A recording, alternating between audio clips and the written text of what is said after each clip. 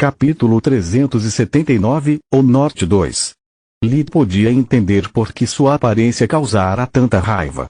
A cidade tinha muitos portões e cada um tinha uma fila de várias centenas de metros de comprimento que ficava mais longa a cada minuto.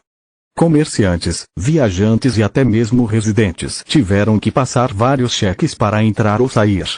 O portal era uma via rápida, geralmente reservada para nobres e altos funcionários. Lit os ignorou, ativando a visão da vida para verificar se ele poderia decolar. Que diabos? Sua expressão de surpresa foi confundida por alguns dos presentes como indignada, o que os levou a retomar o juramento. Lit não se importou com eles e girou em torno de si mesmo para se certificar de que seus olhos não estavam pregando uma peça nele. As matrizes não estavam em uma posição fixa. Ao contrário da academia e do Palácio Real, eles só poderiam ser descritos como um redemoinho. As energias mágicas cobriam a cidade inteira o tempo todo, mas também mudavam de tamanho e altura sem aviso prévio. Lit observou um mago voando acima da cidade, até que a formação se tornou como um furacão e alcançou o céu. O pobre sujeito caiu como uma pedra, batendo em um telhado com consequências mortais. Vá em frente, senhor. Caso contrário, você pode ser atropelado. A voz do guarda acordou Lit de seu estupor. Ele se afastou 2 vezes, ansioso por encontrar um ponto de vista melhor que lhe permitisse estudar Belius. A cidade era cercada por muros feitos de pedra com 20 metros de altura, com torres de observação espaçadas uniformemente construídas ao longo do perímetro. Cada uma deles era coberto por cristais mágicos azuis do tamanho de uma pessoa. Lit e Solos observaram as matrizes por um tempo, observando-as mudar como uma maré. Sempre que um dos feitiços que as formações deveriam negar era usado, mesmo a uma distância considerável da cidade, as torres o detectavam. Eles então produziriam um raio de energias místicas invisíveis a olho nu, marcando o mago como um alvo. As matrizes mudariam de forma de acordo com as informações recebidas, matando suas vítimas quase que instantaneamente. Graças aos seus sentidos aguçados e à árvore alta que escalou, Lit foi capaz de avistar à distância várias torres colocadas ao longo da cordilheira, estendendo-se até onde a vista alcançava. Por meu criador, essas torres são pontos de retransmissão para as matrizes de Belius. As revelações espantaram Solos. Sim, eles também permitem que a magia seladora localize seu alvo e envie um sinal de alarme. Lit ponderou.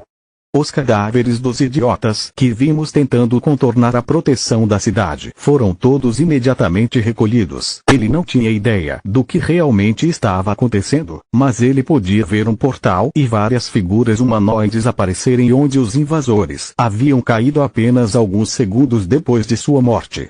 Tudo aconteceu rápido demais para ser uma coincidência, então Lit presumiu que, assim como para a academia, os guardas de elite poderiam ignorar as matrizes e se mover livremente. Uma formação mágica quase viva, capaz de mudar de forma. E pensar que Uriel sempre importunou sobre os guardiões serem inúteis. Um sorriso triste apareceu no rosto de Lit enquanto pensava em seu amigo perdido. Eu gostaria que ele ainda estivesse vivo, aqui conosco. Eu poderia finalmente dizer a ele: eu avisei. Lit saltou no chão, aterrissando com um giro para amortecer a queda. Não poderia realmente prejudicá-lo, mas ele ainda estava em uma área onde a magia do ar foi negada pelas matrizes. Nem sua armadura ou feitiços poderiam justificar que ele ficasse ileso, então ele teve que jogar a carta do soldado de elite. Lit teve que correr mais de 1 quilômetro para escapar dos limites da matriz. Só então ele conseguiu tirar do bolso o mapa da região de Quellar e colocá-lo dentro de Soluspedia, substituindo do marquisado de Star. Temos até 4 meses aqui, pensou Lit. Vamos planejar nossa patrulha para dar prioridade às cidades perdidas. A região Quellar era praticamente desconhecida. Além de grandes cidades como Belius, pequenos assentamentos apareceriam tão rápido quanto desapareceriam. No norte, uma onda de frio foi suficiente para congelar até a morte quem não possuía uma casa devidamente isolada. Os monstros corriam desenfreados, massacrando pequenas aldeias para um lanche noturno. Por último, mas não menos importante, havia os Rangers como Lit. Muitos desses pequenos assentamentos eram ilegais, um porto seguro para bandidos, desertores e todos aqueles que tinham aversão a pagar impostos. Eles gostaram da segurança garantida pelas patrulhas do exército, assim como o conforto de usar as estradas pavimentadas pelo reino para conectar as áreas rurais às principais cidades comerciais. Mesmo assim, eles consideravam tudo garantido e consideravam a vida dura no norte motivo suficiente para serem isentos de pagar suas dívidas. No caso de tais assentamentos serem descobertos por soldados, um dos dois deveria desaparecer. Lita estava voando alto o suficiente para verificar com a visão da vida uma grande área enquanto se movia em direção ao seu primeiro destino, a cidade caída de Kadúria. A paisagem era diferente da que ele via na sua terra natal. Enquanto seu local de nascimento era composto principalmente de terras cultivadas e bosques preenchendo o espaço entre as áreas povoadas, Kelar era quase totalmente árido. Ainda era final do outono, mas a neve já cobria o solo e as copas das poucas árvores que Lita encontrou. Desde que partiu de Belios, ele não encontrou fazendas nem aldeias. A terra congelada estava cheia de rochas, tornando-a infértil sem uma quantidade considerável de esforço. A área em que Lita se encontrava ficava longe demais da estrada principal para que qualquer tipo de comércio fosse lucrativo. As únicas formas de vida que encontrou foram animais em busca de comida. O inverno estava chegando e aqueles que não tinham reservas de gordura suficientes estavam fadados a ter um péssimo final. Depois de várias horas de voo, Lita estava começando a se sentir cansado. Eu ainda não me recuperei completamente do tratamento de Kala, esta noite eu gostaria de uma boa noite de sono. Solos, encontramos um geyser de mana no nosso caminho para cá. Nenhum, mas acredito que mesmo sem uma fonte de energia externa posso pelo menos formar o andar térreo da torre. Ela respondeu. Você está me pedindo para dormir enquanto você trabalha até o fim. De jeito nenhum, estamos nisso juntos. Ou nós dois descansamos ou eu uso o revigoramento. Ou podemos dormir lá. Solos apontou para ele a fumaça saindo de várias chaminés visíveis no horizonte. Me fode de lado. Lita praguejou. Um assentamento humano era a última coisa que ele queria encontrar.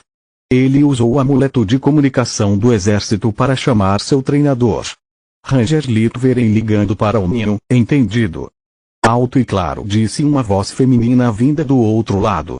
Ao contrário do amuleto de Lit, o fornecido pelo exército foi gravado com vários cristais de mana verde que, entre muitas outras coisas, reforçaram seu sinal.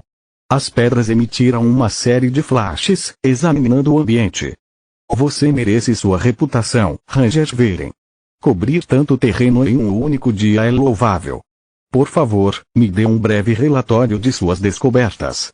Foi uma maneira educada de pedir-lhe para provar que não havia ignorado seu dever de patrulha. Não havia muito a dizer, mas Lita havia anotado todos os pontos de referência não mapeados que encontrou em seu caminho. Ele tinha certeza de que eles foram deixados de fora de propósito. Alguns eram óbvios demais para não serem percebidos, a menos que alguém fosse cego, surdo e burro. Capítulo 380, A Vila 1. O treinador estava satisfeito, ou pelo menos era o que Lita esperava. Ele podia ouvi-la fazendo anotações o tempo todo. Liguei porque encontrei um assentamento humano. Você tem minha posição. Positivo. Ligue-me de volta quando terminar. Não baixe a guarda. Com base nas imagens coletadas, é uma vila de tamanho médio, então é provável que seja governada por um mago renegado ou um desertor. Assim que terminar de fazer o quê?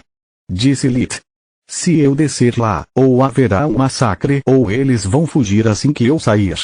Se nosso objetivo é coletar impostos, então é melhor para mim ficar longe da aldeia e deixar você fazer seu trabalho. Negativo. Nosso dever não é coletar impostos, mas garantir a segurança dos cidadãos. Você deve se certificar de que ninguém ali seja forçado a ficar contra sua vontade ou esteja sendo submetido à prática de magia ilegal. Os impostos são apenas uma desculpa para evitar que os burocratas nos incomodem com questões orçamentárias. No deserto, somos a lei, jovem Ranger. Hoje, você é a lei. Então desça lá e me ligue de volta quando terminar. Espero um relatório completo e detalhado. Amaldiçoando sua má sorte, Lit desceu ao chão. Ele ativou visão da vida enquanto Solos ativava o sentido de mana. Eles podiam perceber cerca de 100 assinaturas de vida, mas nenhuma matriz ou proteção mágica de qualquer tipo. Eu vou lá incógnito ou mantenho meu uniforme? Lit ponderou. Incógnito? Como exatamente? Solos riu da ideia. Além do uniforme, você só tem roupas leves adequadas para se disfarçar de fazendeiro ou caçador em Lutia. Sua pele e cabelos são muito escuros para passar por um homem do norte. Além disso, você não tem mochila. Ninguém em sã consciência pensaria que você chegou aqui por acaso. Com sua constituição e aparência bem alimentada, eles também não acreditariam que você está perdido ou foi roubado. Como acontecia na maioria das vezes, Solos estava certa. Lit não se incomodou em empacotar disfarces ou maquiagem. Entendi. Eu diria que é melhor verificar os arredores da aldeia antes de ir mais fundo. É improvável que encontremos um oponente perigoso, mas depois de nalear, não gosto da ideia de ser cercado novamente.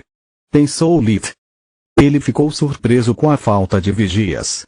O caminho para a aldeia estava livre, tornando as coisas fáceis demais para ser verdade. Quanto mais perto ele chegava do povoado, mais Lit ficava ciente de seus arredores.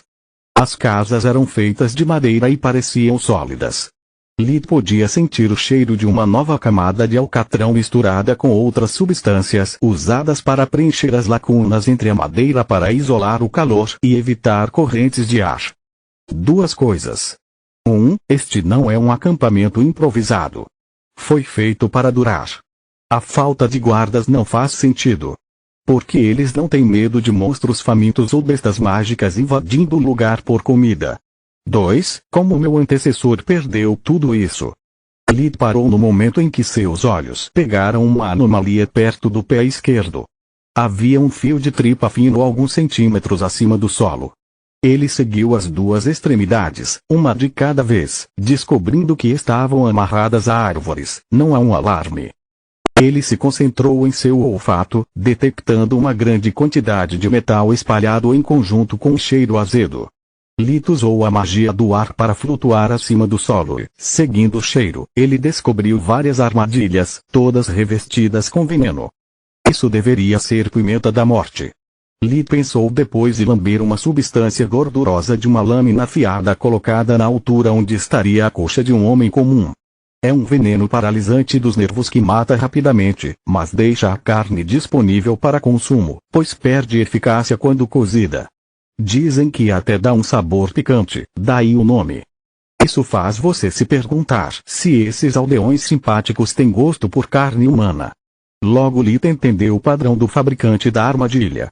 As armadilhas eram, na verdade, armadilhas duplas. Se alguém os notasse e passasse por cima deles, eles cairiam em um buraco com espinhos, o mesmo se não o percebessem. Todas as outras armadilhas estavam conectadas a longos fios que corriam em direção à vila que Lit imaginava ser um alarme para anunciar ao caçador que o jantar seria servido.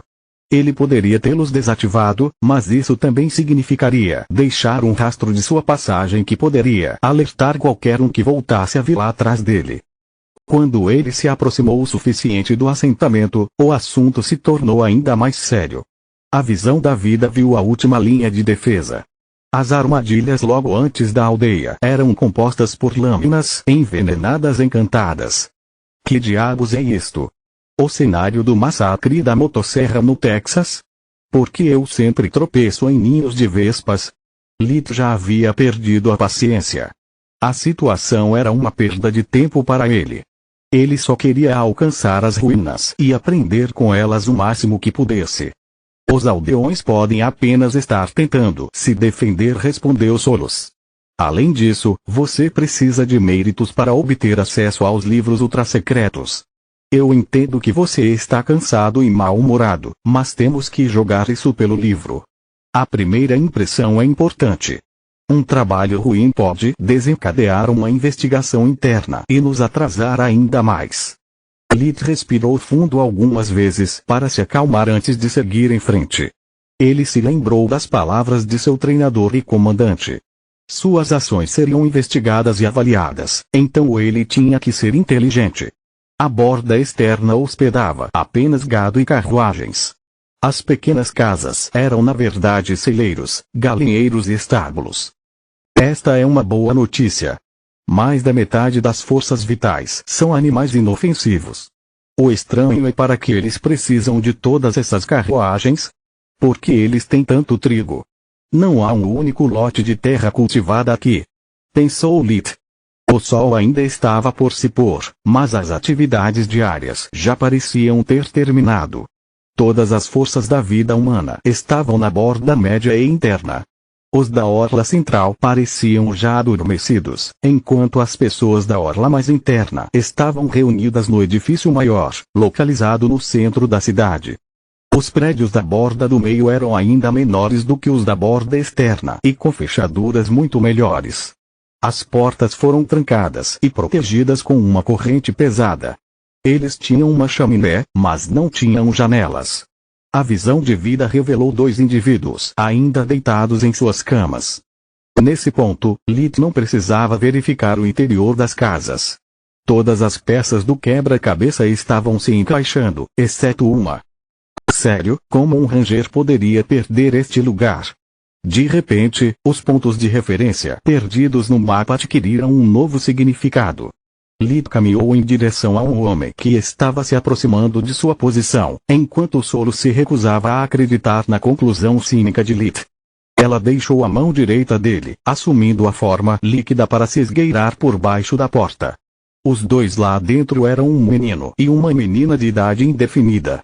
Eles estavam com os pulsos acorrentados a um poste de metal colocado bem atrás do beliche. Seus cabelos estavam desgrenhados, manchados por várias manchas de sangue coagulado. Solos usou o revigoramento neles para verificar suas condições. Ambos os jovens sofriam de desnutrição grave. Seus ossos estavam rachados em vários pontos, seus corpos cobertos de hematomas e lacerações. Durante o 5º ano na academia, quando Lit trabalhou no pronto-socorro de vários hospitais, eles haviam visto esse tipo de lesão várias vezes, mas raramente com tanta crueldade deliberada. Continua no próximo.